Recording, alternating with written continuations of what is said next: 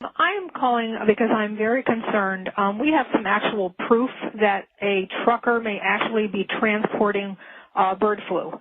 We have a federal agent who is aware, who has taken the documents to many agencies, including New York State Police, the FBI in many, many states, infection control disease.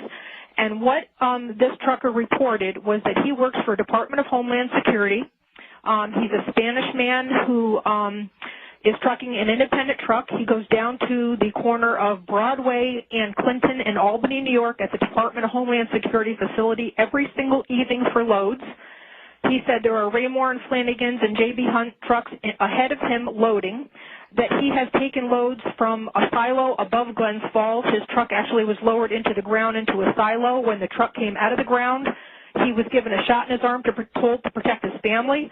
He transported iced, refrigerated loads to the Pentagon, Baltimore, Maryland, Tucson, Arizona. He was told that he told the federal investigator how he's getting paid through the Bank of America with a number. He walks up to a window. He presents his number. He is taken to a back room and paid in cash. He showed the federal agent $100,000 worth of receipts because he gets $5,000 per load, and he's done as many as 3 loads per day. Okay, now wait, let me just stop you right here because this is amazing information to say the least. Now, perhaps he is transporting vaccines, refrigerated vaccines. Is that a possibility? Anything that has to be iced either has to be an antigen or an antibody. That's all we know. But we know that they gave him a shot to transport it, that they told him it was to protect his family, that it is obviously something that has to be kept refrigerated. He did 1 load for a complete week to Tucson, Arizona and back, but the amount of money that they're paying him under the table through Bank of America, only loading at night. They call him and they ask him to come down to meetings at Department of Homeland Security at 3 o'clock in the morning. They'll ask him how he's doing and send him back home and say, fine, you're okay, go back home. He has other truckers. He knows of a trucker with a 53-foot bed unit that took a missile type. He was able to see his load, and that was taken out to Phoenix, Arizona. He was given $18,000 to truck that load 2 times. It was 80 tons, and he blew his brakes. The Department of Homeland Security took care of it. He also has been to 2 silos. He's been to many cities with his loads. He's continuously working for Department of Homeland Security, and they are relocating him since the federal agents and the state police were notified. We were notified that he is being relocated to Tucson, Arizona at a base 15 miles below Tucson. And okay, now, let me just ask you, Mary, how did you come upon this information?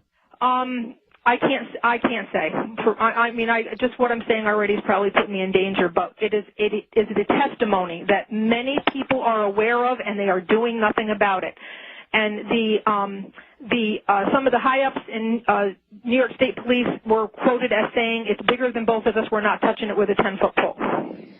Oh, my goodness. Wow. And we were told that there were retired New York State troopers that are getting paid 2 and 3 times their salary, that are the tail cars. They're actually in vans in back of these Raymore and Flanagan trucks and these transports, and they are within a mile behind them. So if you ever go down the New York State Thruway and look at these double Raymore and Flanagan trucks that are going west towards Syracuse, which is the CIA front, what they are doing is they have those tail cars in the back, and from what I understand, those are retired state troopers that are escorting those loads. Okay, stay right there because we've got a 4-minute break coming at us. She's given us a lot of facts supporting this.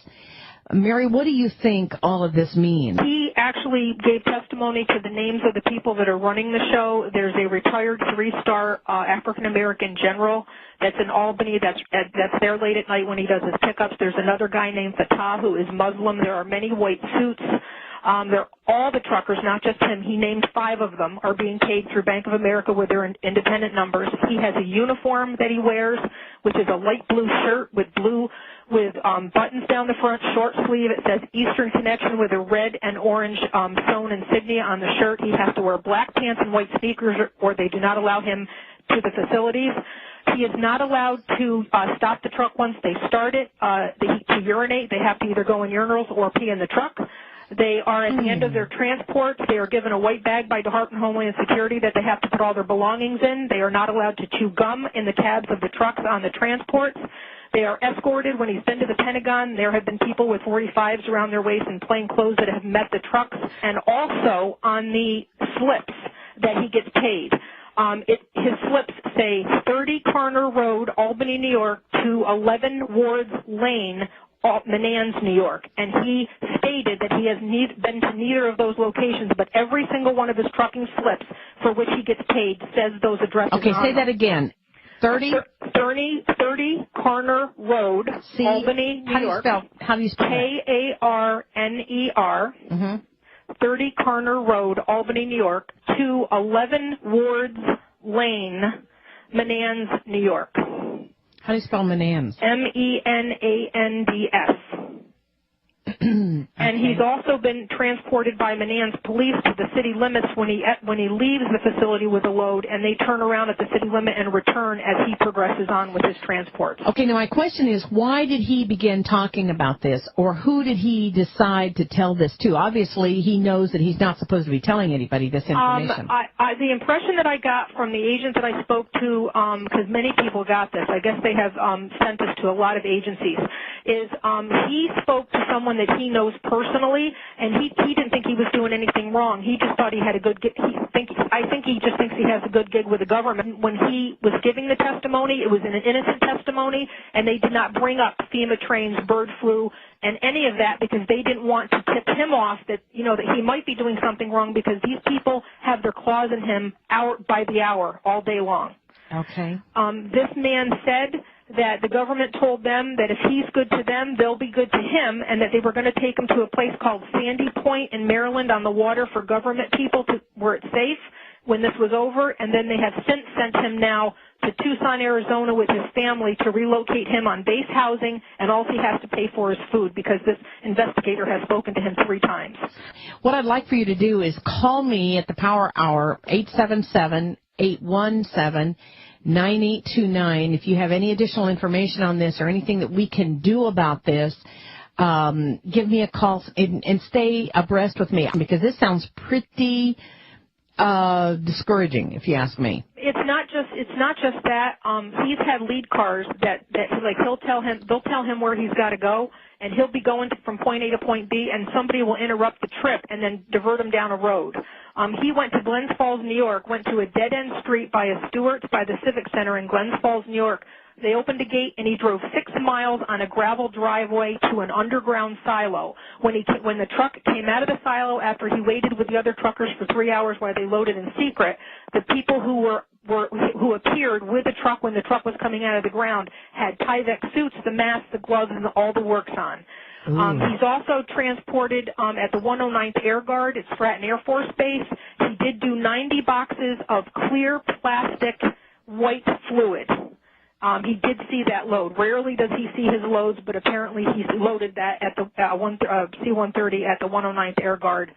And he's done a lot of loads with these types of things, medical supplies, equipment, but specifically refrigerated to Tucson and to the Pentagon and to Baltimore. And I think that's it's up to no good. Along the New York State Thruway, there are miles and miles of car carriers that they've been adding to. There has to be 30 miles of them right now sitting on the track since before Christmas. That Thruway, there are miles and miles of car carriers that they've been adding to. There has to be 30 miles of them right now sitting on the track since before Christmas. That could fit my whole city in this thing. Once you get around that bend near the bridge, you'll see how long it goes. I'll keep the camera running. We're at 20 minutes right now, film I've taken.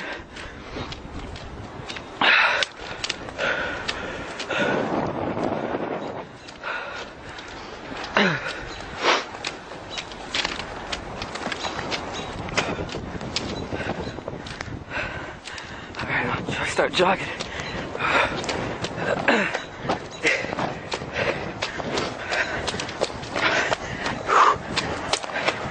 You don't need shackles and benches when you think about it, because who gives a shit? We're all gonna be put in an oven or gas.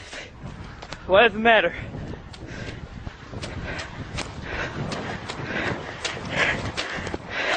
Maybe that's what they're planning, I don't even care.